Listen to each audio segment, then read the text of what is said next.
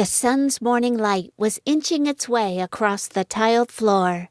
I stared at it for a few seconds and watched as the sunlight crept from one square to the next. I imagined that the light was lying low, trying to sneak up on the next tile. It made me smile, thinking, who would have known a snail could move faster than the speed of light? I sighed. Man, that was dumb. Even so, I couldn't stop smiling. Looking up, I saw a melon shift in the bin. That wasn't all that uncommon. Melons weren't uniform in shape and size. They had odd angles and curves to them, and sometimes they moved and twitched as they settled. What is unusual is when they hover above the rest of the melons for a minute and then settle back down. Wait, what? I thought. I took a double take. The melon sat motionless.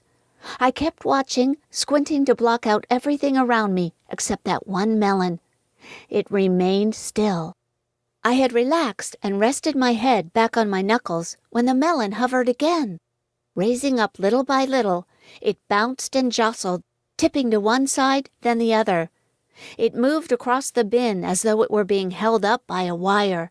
Picking up speed, it bounded over the other melons, heading straight for the edge.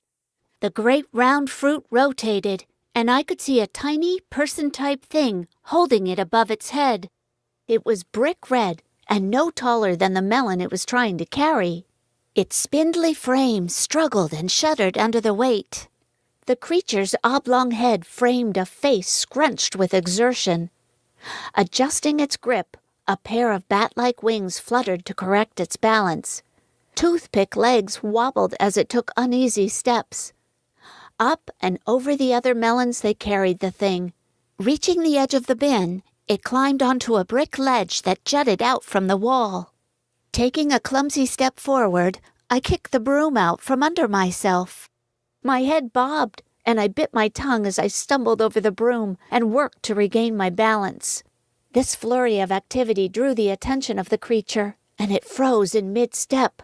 Two silvery eyes like mirrors blinked at me. They were tiny eyes, but huge compared to its head. After a second that felt more like 10 minutes, I tightened my grip on the broom. Unbeknownst to me, that must have been the secret signal for the thing to run, and run it did.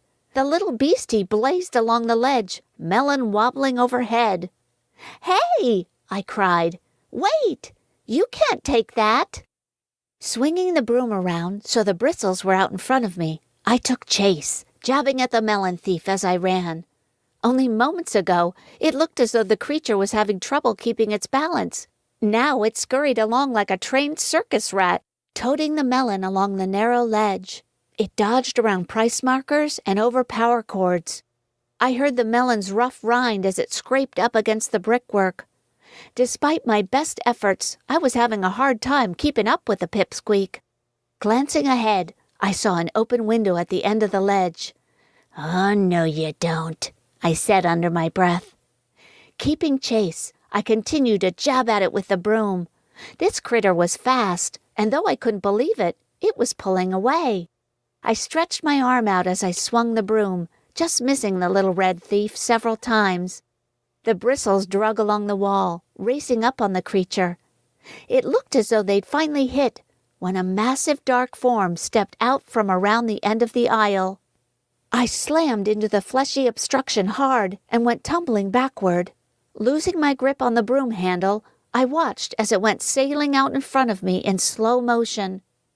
My rear end took the brunt of the fall, and I slid back from the force.